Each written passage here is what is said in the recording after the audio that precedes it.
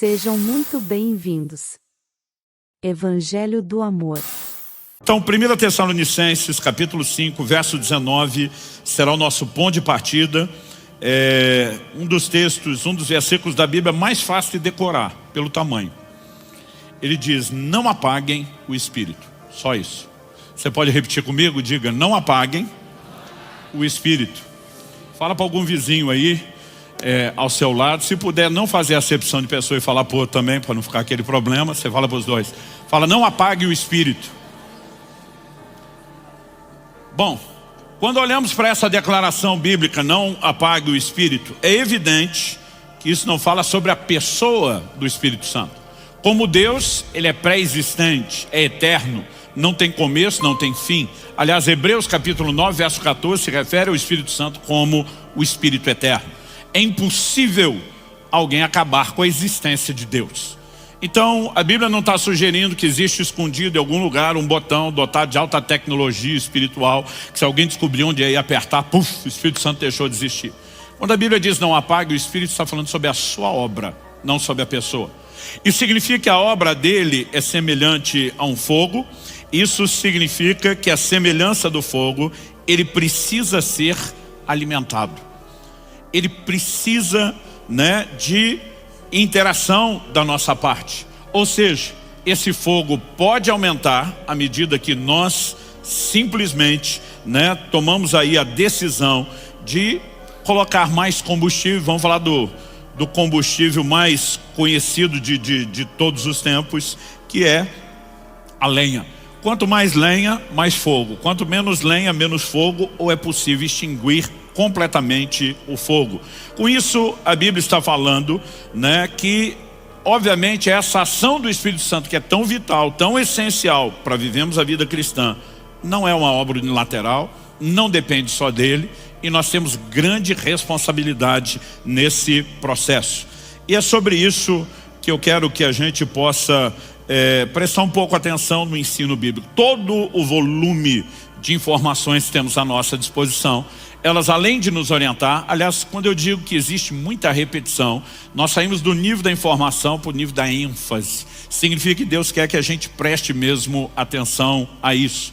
Então, eu quero chamar a sua atenção, e eu quero que você realmente observe comigo. Em primeiro lugar, eu quero destacar isso. O Espírito Santo não age sozinho. Em Romanos, no capítulo 8, no verso 26, nós temos uma declaração da palavra de Deus que não pode ser ignorada quando o assunto é a obra do Espírito Santo. O texto sagrado diz assim, da mesma maneira, também o Espírito nos ajuda em nossa fraqueza, porque não sabemos orar como convém, mas o próprio Espírito intercede por nós com gemidos inexprimíveis. Quando a gente lê que o Espírito Santo nos ajuda, na Almeida Revista Atualizada, essa palavra foi traduzida como assiste, fala de uma assistência, e eu acho que ela define até um pouquinho melhor a ideia de ajuda. Porque quando a gente usa a expressão ajuda no português, nós podemos falar de dois aspectos distintos. Um deles é substituição. Então vamos dizer, que eu esteja atarefado, muita coisa a fazer, e eu peça a ajuda de alguém. Pastor Padilha, me ajuda a mover esse púlpito? Esse ajuda pode ser a gente fazer junto, ou porque eu estou atarefado, pode ser ele fazer em meu lugar. Seria uma terceirização, a substituição. Mas a natureza da palavra ajuda, e por isso eu gosto um pouquinho mais da expressão assiste, porque assistência é mais uma participação, ela pode ser feita de outra forma. Vamos supor que isso fosse pesado, o que não é o caso, mas que hipoteticamente fosse, e que eu não desse conta de movê-lo sozinho, e eu pedisse a ajuda do Padilha. O meu pedido de ajuda seria ele pegar uma ponta do peso e eu pegar a outra ponta do peso. Aliás, essa é a natureza da palavra empregada pelo apóstolo Paulo no original grego, o koineu, o grego antigo, de acordo com os léxicos. A palavra que aparece no original é um palavrão, no sentido de ser grande. Sunanti lambanomai. Ele é a composição de três palavras, sun, anti e lambano. O mai é a conjugação da terceira pessoa no verbo depoente. Não faço ideia do que eu estou falando, mas decorei isso para impressionar vocês. E eu estava indo bem, porque alguns estavam olhando com a cara de uau. Só que eu não lembrei o resto do que eu decorei só metade. O mai tem a ver com a conjugação sum, ante e lambano.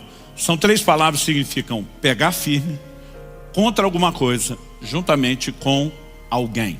A palavra ante é mais fácil da gente reconhecer, porque o uso dela é muito frequente nas línguas latinas, significa contra, né? Lambano, pegar, e o sum, junto com alguém. Então, essa palavra significa pegar a outra ponta do peso. E ela passou a ser usada no sentido de trabalho conjunto, né? Tanto que assim, talvez a definição mais rápida, sem explicar todo o processo, seja trabalho conjunto.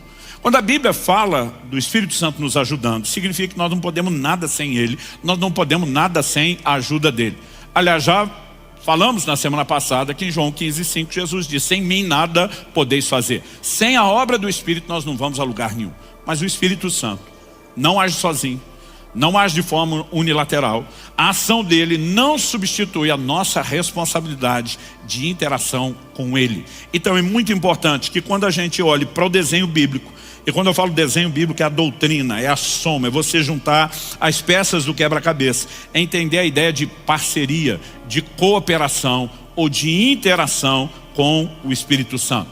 Então semana passada falamos que em obras vitais como o arrependimento e a fé, o Espírito Santo tem participação. Então, por exemplo, quando falamos de arrependimento, Romanos 2 diz que a bondade de Deus conduz ao arrependimento. Significa que há uma obra que se inicia em Deus. Em João no capítulo 16, no verso 8, Jesus falando sobre a vinda do Espírito Santo, o Consolador, e diz: ele convencerá o mundo do pecado. Então não existe arrependimento sem uma obra que proceda de Deus. Agora, isso não significa que o arrependimento é uma obra unilateral divina, como alguns acreditam e ensinam por aí. A mensagem de Jesus, Marcos capítulo 1, versos 15 e 16, ele chega dizendo: o tempo está cumprido, é chegado o reino de Deus, e diz: arrependei-vos e crede no Evangelho. Nós temos dois imperativos: arrependam-se e creiam.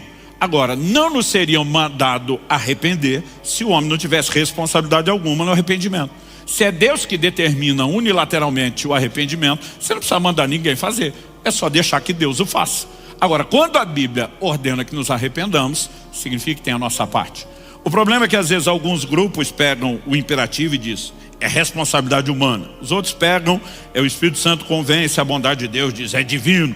E de vez em quando alguém pergunta: e aí, é um ou outro? Eu falei: gente, a Bíblia não se contradiz, não é um ou outro, é tanto um quanto o outro, são ambos. E a única forma de você equilibrar os dois é entender que Deus faz a parte dele, mas nunca sozinho, e o homem precisa corresponder com Deus. Nós chamamos isso de interação.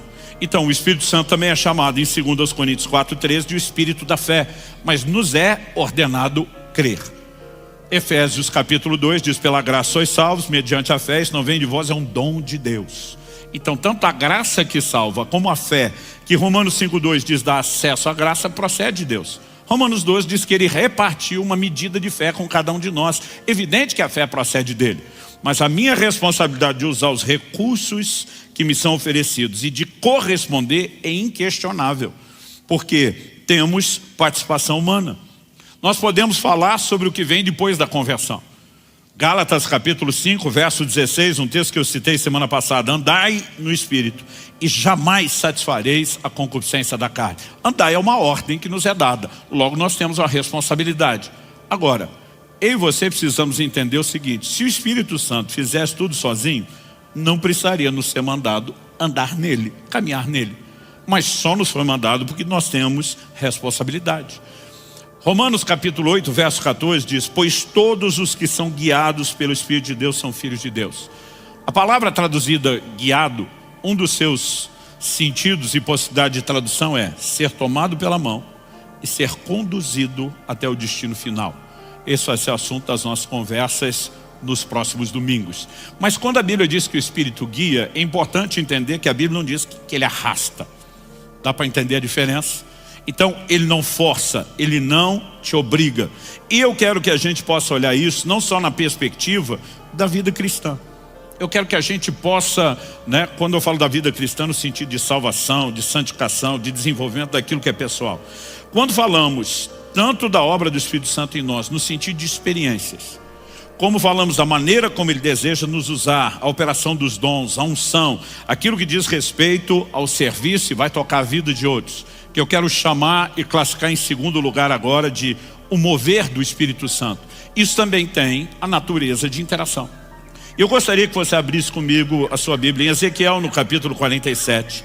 E nós vamos ler primeiro do versículo 1 até o 5. Depois, na sequência, nós vamos ler do 6 ao 12. Então seria interessante você deixar, né, a Bíblia aberta ou o texto aí marcado. E a gente precisa entender uma visão que está por trás do livro de Ezequiel. Ezequiel profetiza durante o tempo do cativeiro, quando a nação, tanto de Israel como de Judá, ambos reinos divididos, tinham chegado ao clímax, ao apogeu da apostasia. É o pior momento, espiritualmente falando, da história da nação. Logo no capítulo 3, Ezequiel tem uma visão da glória de Deus se retirando do templo. De Deus dizendo, por causa dos pecados de vocês, eu estou fora, não brinco mais, estou abandonando vocês. São palavras duras de juízo. Mas lá no final do livro, começa todo um tom e uma conversa sobre restauração. No capítulo 37, por exemplo, Deus dá a Ezequiel a visão do vale de ossos secos. Ele vê um vale com muitos ossos sequíssimos. E Deus pergunta para ele, esses ossos podem voltar a viver?